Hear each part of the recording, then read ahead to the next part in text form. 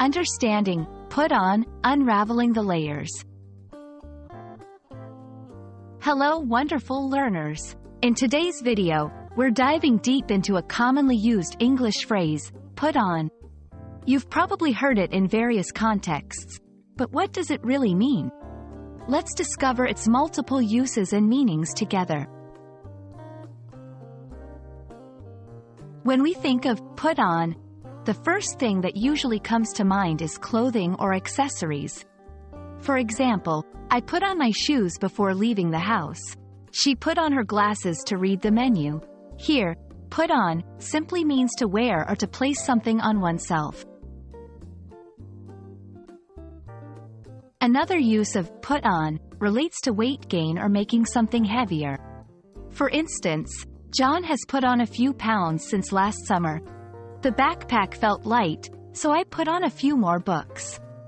In these examples, put on is used to describe adding weight or becoming heavier. Put on can also be used in a figurative sense to mean pretending or displaying a behavior that's not genuine. For example, don't put on an act, just be yourself. She put on a brave face during the meeting. This use suggests that someone is not being genuine or is acting in a way that does not reflect their true feelings. In a different context, put on can also mean to organize or stage an event or performance.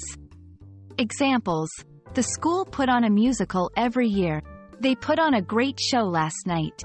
Here, it refers to the act of presenting or organizing something for others to see or experience. So, there we have it. The phrase, put on, might seem simple, but it carries various meanings depending on the context. From wearing something, to gaining weight, to pretending, and even staging events, English sure is a language full of surprises. We hope this video has shed some light on this versatile phrase. Keep learning and see you in the next video.